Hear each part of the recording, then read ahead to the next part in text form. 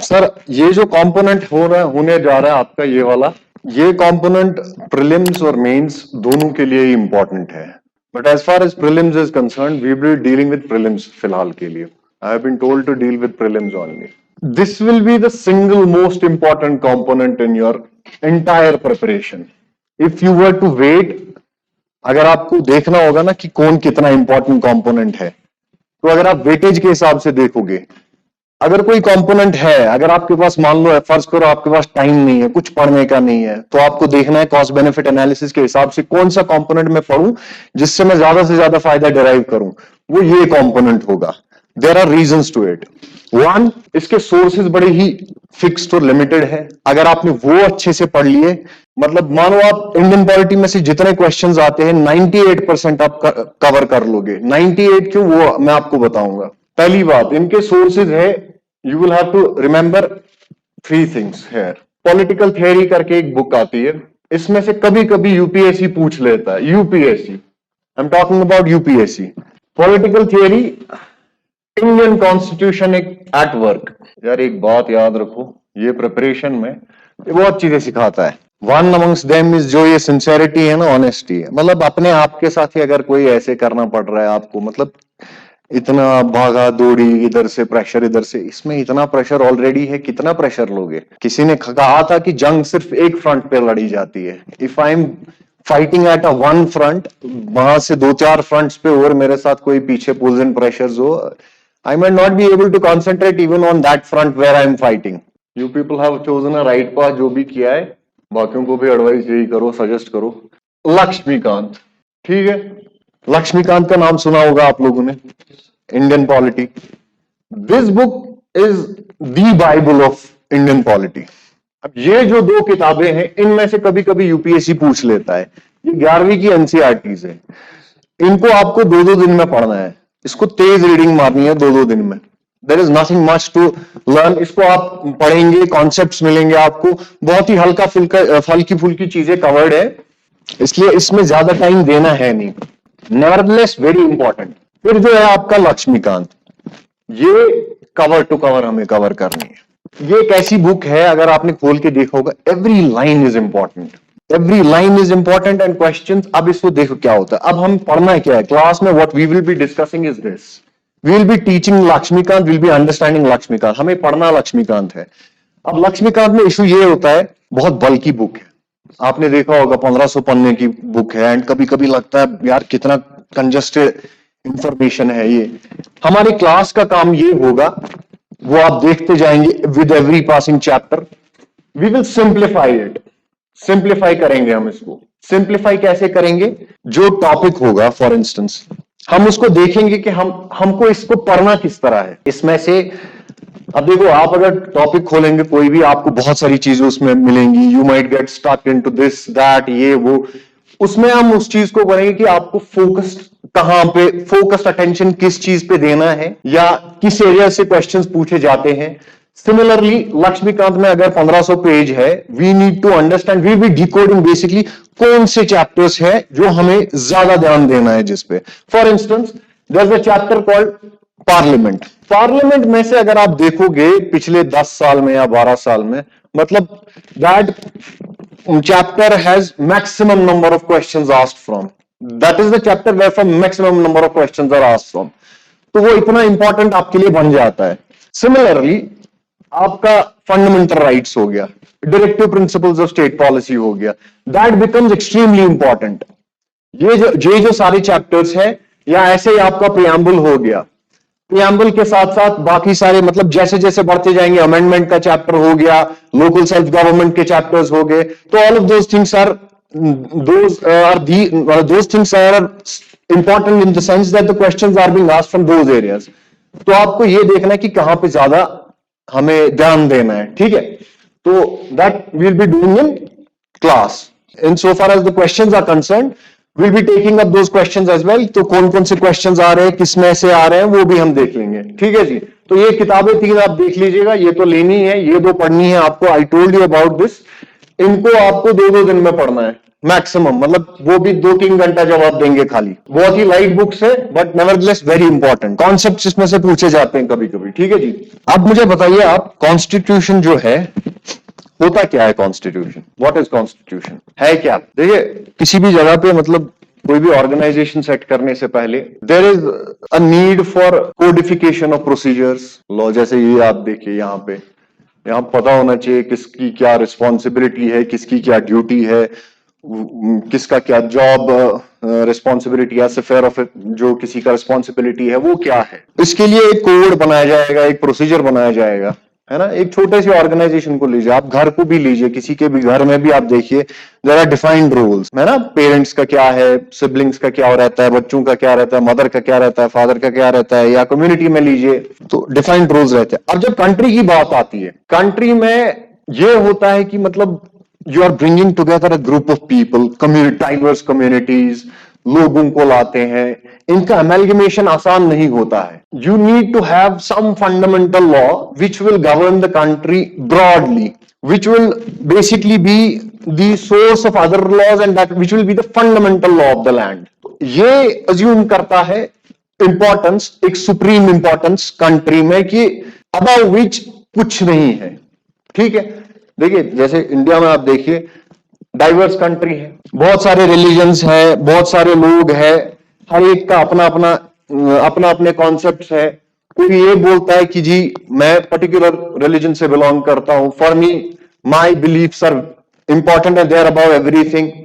कोई ये बोलता है मैं एक डिफरेंट कल्चर से आता हूं, हमारे लिए हमारा कल्चरल बिलीफ यही इंपॉर्टेंट है। तो हर एक का अपना अपना कल्चर है।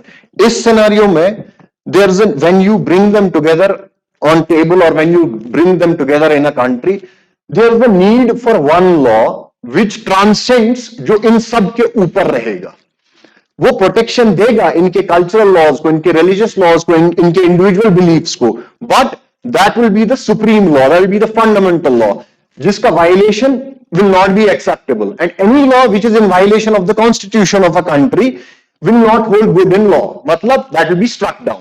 So any law to be valid has to be in consonance with the constitution. उसको होना है कि constitution के हिसाब से वो हो. ठीक है. अब constitution है क्या? It is a philosophy. Constitution क्या है? It is a philosophy. Constitution एक idea है. Constitution आपको बोलता है कि मतलब आपको rights देता है, आपको duties देता है, आपको रिस्पॉन्सिबिलिटीज देता है, या एक स्टेट का एक आइडिया फॉरवर्ड करता है, कौन कहां फंक्शन करेगा, किस तरह फंक्शन करेगा, किसकी क्या ड्यूटीज होंगी, गवर्नमेंट कैसे चलेगी.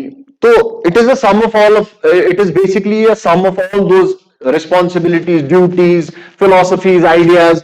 तो इसको हम जब एक साथ पढ़ते हैं तो we basically codify it and that document is called constitution. अब जो हम पढ़ने जा रहे हैं वो है इंडियन कॉन्स्टिट्यूशन से हम स्टार्ट करेंगे सर.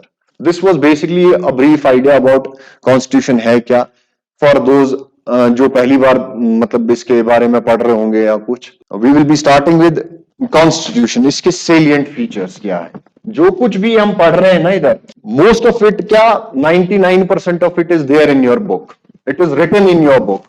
मैं जो आपको सेलिएंट फीचर्स बताने जा रहा हूं ये भी लिखा है आपकी बुक्स में point by point. Just as I told you, Laxmikant ही पढ़ रहे हैं हम, बट लक्ष्मीकांत को तोड़ के कैसे पढ़ना है वो हम यहां पढ़ेंगे. ठीक है. क्वेश्चंस क्या, या आपको, आप पढ़ सकते थे खुद भी लक्ष्मीकांत, लेकिन it is a very at a start it becomes a tricky book. थोड़ा डिफिकल्ट रहता है, थोड़ा कॉम्प्लिकेट हो जाता है. इसको हम तोड़ के जब पढ़ेंगे तो ये मैं अज्यूम करता हूं और मैं होप करता हूं कि it will be a very easy subject for you by the end of the classes. और by the end we finish each of the class. आपको लगेगा कि एक एक क्लास के बाद कि थोड़ा सा इजी हो रहा है पढ़ना, समझना इजी हो रहा है, and you will be able to solve the questions as well. And my focus is entirely UPSC. आपका यूपीएससी हो गया, यूपीएससी की अंडरस्टैंडिंग उस लेवल पे आप आ गए, JKPSC will be a cake walk. ठीक है ना. देखिए, कॉन्स्टिट्यूशन जो है हमारा, इसमें ये है कि जब से आया इसमें कहा यह जाता है कि मतलब नंबर 1 जो इसका है, it is the lengthiest written constitution. Lengthiest written constitution. Initially जब ये आया 395 articles were there, divided into 22 parts and 8 schedules. Subsequently our constitution also provides for amendments. क्यों? चेंज लाने के लिए, to cope with the changing times, society की needs evolve होती जाती है, वक्त बदलता जाता है, तो इसलिए अमेंडमेंट का जो प्रोविजन है वो रखा जाता है आपके कॉन्स्टिट्यूशन में। तो वक्त के साथ साथ इसकी चेंजेस आती गई and now they the articles range about 470 something, 25 parts में डिवाइड है इस वक्त, 12 शेड्यूल्स है, तो ये बढ़ता गया। ठीक है, ये एक बेसिक फीचर है। ये क्या है कि हम बोलते हैं लेंथियस रिटन कॉन्स्टिट्यूशन है। Written constitution is important. US constitution is also written but it is not that lengthy as ours. इतने आर्टिकल्स, इतने पार्ट्स वगैरह नहीं है उसके। ठीक है ना। अब जो मैं आपको अमेंडमेंट्स बता रहा था, इस तरह से बहुत सारे अमेंडमेंट हो गए। इसी तरह एक था 42nd अमेंडमेंट आया था। 42nd अमेंडमेंट जो आया था उसमें उसको बोला जाता है मिनी कॉन्स्टिट्यूशन। वो इसलिए क्योंकि उसमें लार्ज स्केल चेंजेस आए थे। वो क्यों आए थे? That you will understand once you read it, कि उस वक्त पॉलिटिकल इश्यूज थे, मतलब political issues as in the governments kept on changing, Indira Gandhi was in the power, she was coming and going, there was a tussle going on between judiciary and executive. Judiciary कुछ और कह रही थी, executive कुछ, to undo those changes were to undo those judgments by the supreme court. Certain changes were introduced in constitution. Subsequently, some of the changes were undone as well in 44th Amendment Act, जो उसके बाद आया, क्योंकि government change हो चुकी थी। वो हम देखेंगे आहिस्ता आहिस्ता कि किस तरह इवॉल्व होता गया।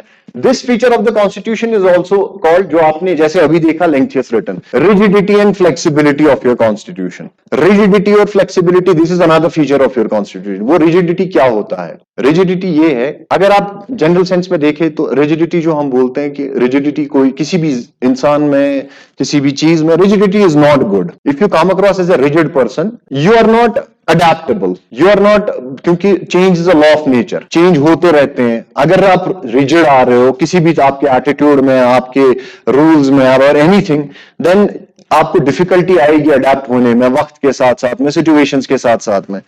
अब कॉन्स्टिट्यूशन के लिए लेकिन रिजिड होना कभी कभी इंपॉर्टेंट है।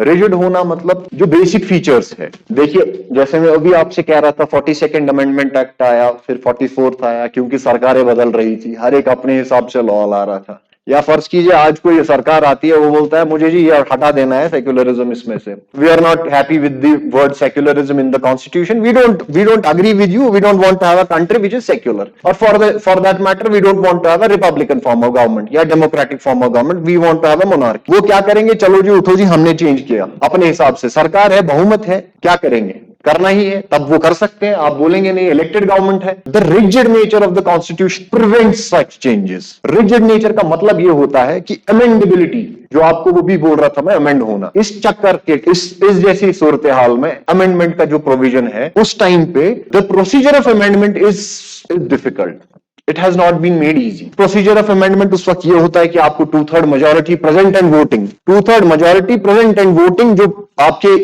पार्लियामेंट में रहता है, उनको आपको, उनका सैंक्शन आपको चाहिए। Besides that 50% of the total membership of the house, majority of the, जैसे मान लीजिए 552 है आपकी स्ट्रेंथ लोकसभा की, उसका जो 50% है उसका भी आपको सैंक्शन चाहिए, तो it becomes a little tough. अब जब फेडरल प्रोविजंस है, जैसे फेडरल प्रोविजंस उनको कहते हैं कि there is a division of powers between centre and states, है ना।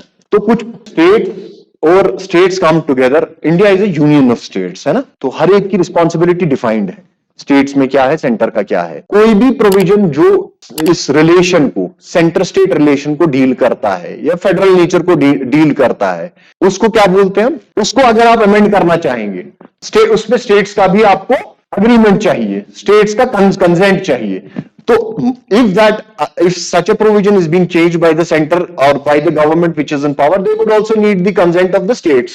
वो अब उनकी मर्जी से नहीं चलेगा, तो ये मुश्किल बना देते हैं इस चीज को। In addition to 2/3 majority and the majority of the members of the house, तो ये चीजें आप समझेंगे जब हम अमेंडमेंट का पढ़ेंगे। But this is to explain the rigid and flexible nature of the constitution.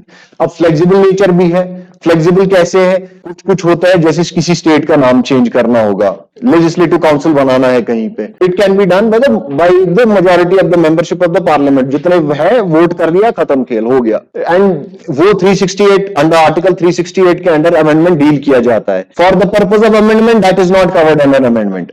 बात समझ में आ रही है कुछ? अभी थोड़ा मुश्किल हो रहा है अमेंडमेंट? हाँ, समझ लग रहा था मुझे, इसलिए मैं आपसे बोल रहा था। अमेंडमेंट जो है वो 368 के अंडर कवर है। अमेंडमेंट हमें डिटेल में पढ़ना है। सिंपल क्या होता है, सिंपल मेजोरिटी, स्पेशल मेजोरिटी क्या है, ठीक है। Special majority and with the consent of the states, we will be reading it as a separate chapter.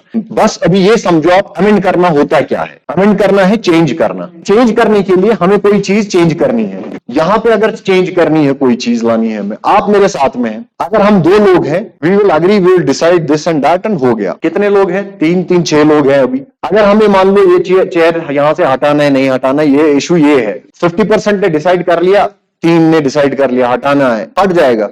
51% ने, हम 3 में से 4 में से डिसाइड कर लिया, हटा लिया है, हटाना है तो हट गया। ठीक है, ये अमेंडमेंट किसी भी लॉ में। अब अगर कोई इससे भी मेजोरिटी है, 2/3 का चाहिए, हमें 5 लोगों का चाहिए, तब रफली एग्जांपल दे रहा हूं just to make you understand. अब 5 लोगों का अग्रीमेंट चाहिए, हटाना है नहीं हटाना है, ठीक है। अब वैसे ही है, प्रोविजंस है, मतलब कंट्री जो आप जब आप ये पढ़ेंगे, इसमें बहुत सारे प्रोविजंस है। इलेक्शन ऑफ द प्रेसिडेंट हो गया, डिवीजन ऑफ पावर्स हो गया, आपका सेंट्रल स्टेट के जो बीच में रहता है, उन चीजों को जब हम पढ़ेंगे तब ये आप चीजें अच्छे से समझेंगे। नथिंग टू वरी अबाउट, अभी ना इसमें ज्यादा घुसना है आपको, बस ये रखना है याद आपको, ये एक फीचर्स है, लेंथियस रिटन कॉन्स्टिट्यूशन है, ये आपको लिखा पड़ेगा। उसमें भी जितना मैंने आपको बोला इतना भी आपको जरूरत नहीं है समझने का, उसमें आपको लिखा रहेगा क्या है, रिजिड नेचर, फ्लेक्सिबल नेचर। दूसरा इसका ये है, हम बोलते हैं कि जैसे वी वर अ कॉलोनी। अब हमारी कंट्री बहुत डाइवर्स है, कल्चर्स डाइवर्स है, पॉपुलेशन बहुत है, ज्योग्राफिकल वास्टनेस इतना ज्यादा। यूरोप तो हमारे मतलब ऊपर वाले नॉर्दर्न एरिया में ही सब समझ आएगा, इतना बड़ा तो इंडिया है। आप देखो, हमें चाहिए था एक लॉ, एक कॉन्स्टिट्यूशन जो हमारे डिफरेंट नीड्स को सेटिस्फाई करे। तो लोगों ने क्या किया, इन्होंने डिफरेंट सोर्सेज, डिफरेंट जो फाउंडिंग फादर्स थे कॉन्स्टिट्यूशन के, they refer to the different documents. अलग अलग डॉक्यूमेंट्स देखे, उसका देखे, एक कंट्री का, यूएस का, ब्रिटेन का, आयरिश कॉन्स्टिट्यूशन देखा, American, Japanese, different different provisions different जगह से उठाए गए। They were altered, they were not copied as it is, उनको ऑल्टर किया गया हमारी नीड के हिसाब से, जो हमें चाहिए था हमारी नीड के हिसाब से। जिस तरह उसमें अमेंडमेंट या चेंज लाना पड़ा, मॉडिफिकेशन लाना पड़ा, उसको लाया गया और हमारे कॉन्स्टिट्यूशन में रखा गया। अब जैसे एग्जाम्पल के तौर पे हम वैसे वो डिस्कस करने वाले हैं अभी, सारे ही सोर्सेज कहां से क्या आया, वो आपके बुक में भी एंड पे लिखा है। That is not something to worry about. However, what is to be remembered in this, कौन सा फीचर किस किधर से आया, ठीक है। जैसे आपको फंडामेंटल राइट्स पे क्वेश्चन आ सकता है कि कहां से इंस्पायर्ड है US constitution, directive principles of state policies, यही है। आप जो मतलब डोंट वरी अबाउट राइटिंग कि लिख नहीं रहे हम क्लास में, ये सारा बुक में आपकी, नथिंग टू वरी अबाउट। जो मैं ये बोल रहा हूं ना, this is something you need to remember.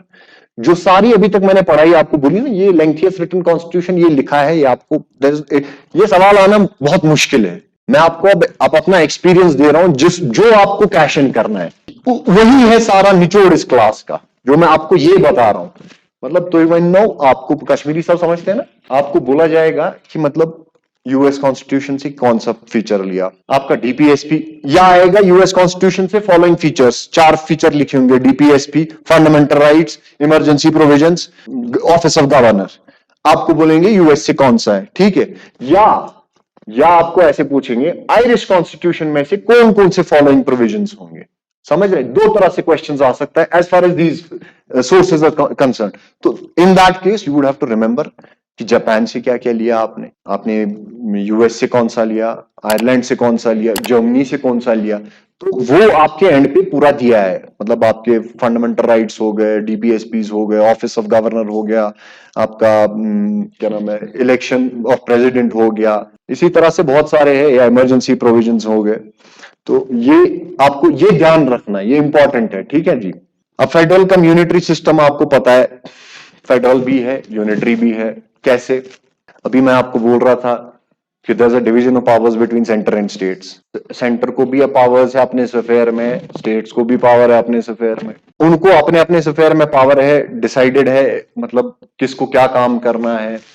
Taxes का पावर डिवाइडेड होता है, या एग्जीक्यूटिव पावर्स है डिवाइडेड। इसी तरह जो होता है यूनिटरी, आप बोलते हैं, आप फेडरल भी है, यूनिटरी भी है। ये यूनिटरी क्या होता है?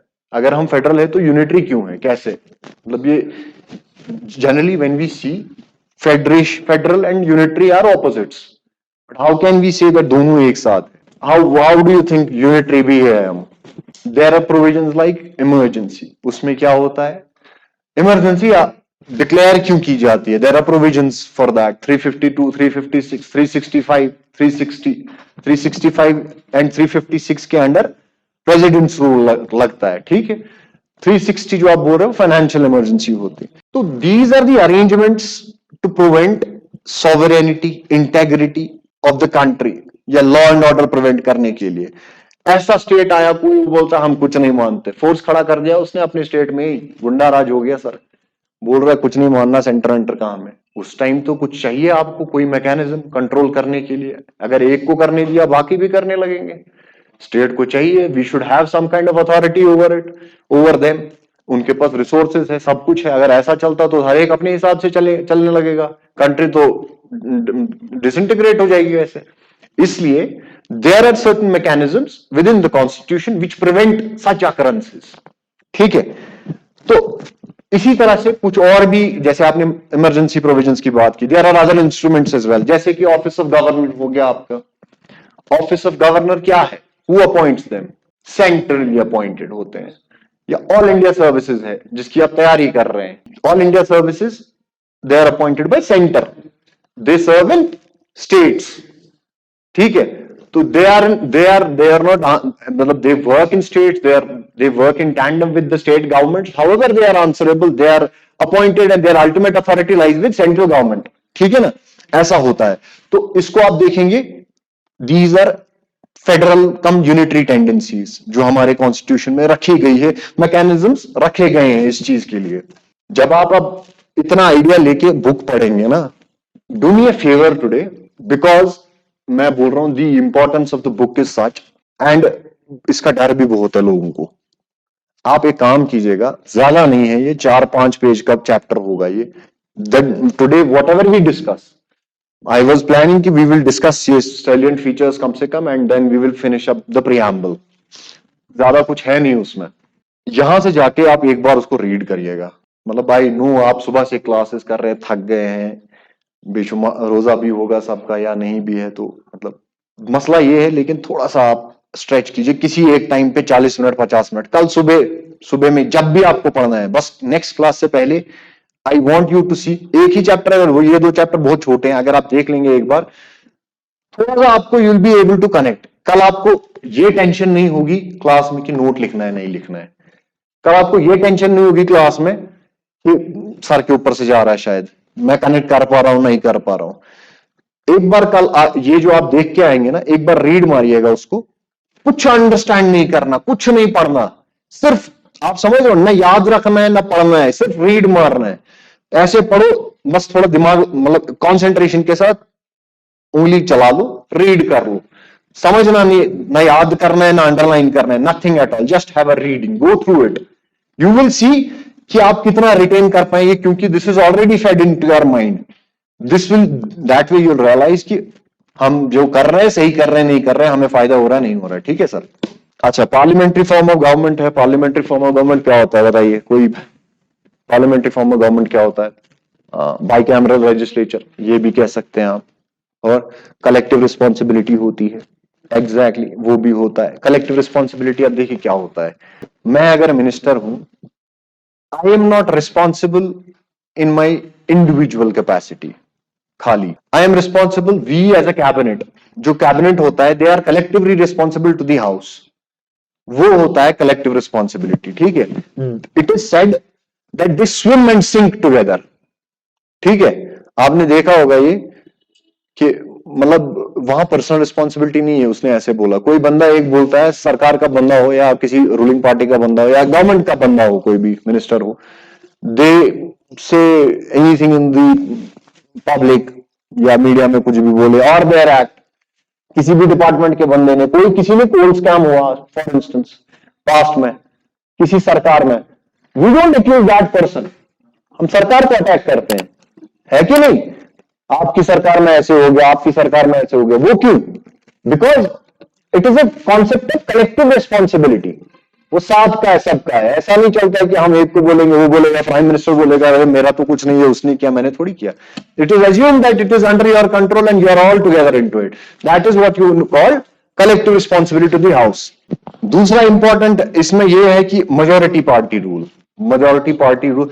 Why I'm saying what I said just now, I want you to be interactive, because अगर आप इंटरैक्टिव है क्लास में, बाय माई ओन एक्सपीरियंस, जितना आप इस तरह रिटेन करेंगे, if you just nod your head, if you just talk once in a while, it is a psychological game. अगर आप क्लास में है ना अपने आप के साथ, क्या होता है कि अगर मैं बात करता हूं, एक अकाउंटेबिलिटी सी है अपने आप से मुझे, आप समझ रहे हैं, मैं I will be attentive, I will be more responsive, जो भी मैं पढ़ूंगा यहाँ पे शायद दिमाग में जाएगा। मतलब रोजे हैं, I understand all of you are like सुबह से थके हुए होंगे, मैं वो भी जानता हूं कि, लेकिन अब थोड़ा सा जस्ट स्मॉल स्ट्रेच, इसलिए मैं कोशिश कर रहा हूं कि मैं आपको, मैंने आज इसीलिए जनरली मेरी क्लास सुबह रहेगी, मैंने शाम में इसीलिए उठाया भी ऐसा चैप्टर की वेयर यू हैव, मैंने आपको इसीलिए बोला ना लिखने की टेंशन लो, ना बस सुनो और पार्टिसिपेटरी बनाओ इसको। ऐसा ना लगे कि खाली मैं ही बोलते जा रहा हूं, मुझे लगे कि आप लोगों के अंदर दिमाग में घुस रहा है कुछ, you are here with me, just that kind of interactive session. ठीक है, आपको दिमाग में कुछ आता है, कोई क्वेश्चन आता है which is relevant to our topic obviously. तो दूसरा यहाँ इसमें यह रहता है कि membership of ministers in the, जो ये रहते हैं ना हमारे minister, they also have to be the members in हमारे पार्लियामेंट में। ठीक है, जो कि यूएस में या बहुत सारे कुछ कॉन्स्टिट्यूशन में ऐसा है नहीं, नॉट नेसेसरीली कि कोई अगर एग्जीक्यूटिव में है कि वो आपके पार्लियामेंट का भी मेंबर है। बस बाकी आपको रेजोल्यूशन आपको बोल ही दिया, इसमें लोअर हाउस डिसॉल्व होता ही है, ये तो आपको पता ही है। पीरियोडिक इलेक्शंस होते हैं, कभी कभी डिसॉल्व होता है। जो अपर हाउस होता है that is a permanent house, वो कंटिन्यू करता है, 2/3 मेंबर्स रिटायर एवरी 2 years। अब जो है एक डिफरेंस है आपको इंडिया और, अब हम जो पार्लियामेंट्री डेमोक्रेसी है, hours is a Westminster model. हमने किसका मॉडल लिया है? ब्रिटिश का मॉडल लिया है। अब ब्रिटिश में what happens in Britain, they have a model where in parliament is sovereign, parliament जो बोल दिया वो फाइनल हो गया। ठीक है, यहां पे वैसा नहीं है। अगर पार्लियामेंट कोई लॉ पास करता है, ठीक है, और जैसे अभी रिसेंटली आप लोग न्यूज़पेपर पढ़ रहे हैं आप लोग, एनजैक आया था, अभी आप सुन रहे हैं there is a tussle going on between judiciary and executive. क्या है कि judiciary is saying that judiciary is apparently preventing its and protecting its independent character, executive is demanding a say in the appointment of the जजेस। ये है सारा crux matter का। इस scenario में अगर मतलब मान लीजिए कि पार्लियामेंट पास करता है लॉ कि हम जी अपॉइंट करेंगे आज से जजेस को खाली, based on their whatever reasons they give. जैसे नेशनल जुडिशियल अपॉइंटमेंट कमीशन आया था 2015 में आया था, वो बिल आया था, ठीक है, that was struck down by supreme court based on the same ground that it violates the independence of the judiciary and that is the basic feature of the constitution. Basic structure जो आया है वो भी हम पढ़ेंगे, ये किसने कहा, ओवरफ्लो कॉन्सेप्ट हम किया। बेसिक स्ट्रक्चर कॉन्स्टिट्यूशन का है वो आएगा, केशवानंद भारती एक केस है उसमें हम पढ़ेंगे वो। उसके according any amendment is possible to the constitution. आप कोई भी अमेंडमेंट कीजिए, जो मैं अभी आपको बता रहा था, but there is a condition that amendment should not violate the basic features of the constitution, and your right, fundamental rights is one of the basic features of the constitution। तो ये था उसका रीजन। अब जब judiciary ने इसको strike down कर दिया, sovereignty of parliament is not there, even parliament is bound by the constitution of India, they are also bound by the constitution। That is why in the very beginning we said that constitution is the fundamental and the supreme law of the land, anything inconsistent with constitution is null and void। ठीक है, ये है sir. That is why we say British parliament sovereign है हमारा यहाँ पे, we say ours is not a sovereign parliament, it is also subject to the constitution of India. ठीक है ना। ब्रिटिश मोनार्की है, आपको पता है, हेड ऑफ द स्टेट जो है हेरिडिटरी होता है, सुना किंग एंड क्वीन सुना होगा आपने, जैसे क्वीन है हेरिडिटरी चलता आ रहा है। Hours is a Republic. What is Republic? What is a Republic बताइए। ये अभी हम इसके बाद पढ़ने वाले हैं प्रियम्बल, उसमें आपको सारे कॉन्स्टिट्यूशंस अभी हम डिस्कस करने वाले हैं। अब बात उठी गई है, आप डिस्कस कर ही लेते हैं इसको। बताइए रिपब्लिक होता है क्या है? India is a republic, do you agree? Absolutely. The head of the state is elected by the people. That is what you mean by republic. And this is a potential question that can come. Republic जब लिखा आ जाएगा, क्या होता है? The head of the state is elected by the people. Unlike the monarchy, जिसमें क्या होता है? Heredity. उसमें heredity होता है. ये क्या? Republic. We elect. President जो है, उसको कौन करता है? President of India is elected. Mode of election is different for the members of the parliament and the president of India. But nevertheless, it is elected. है ना? ये हो गया आपका ये.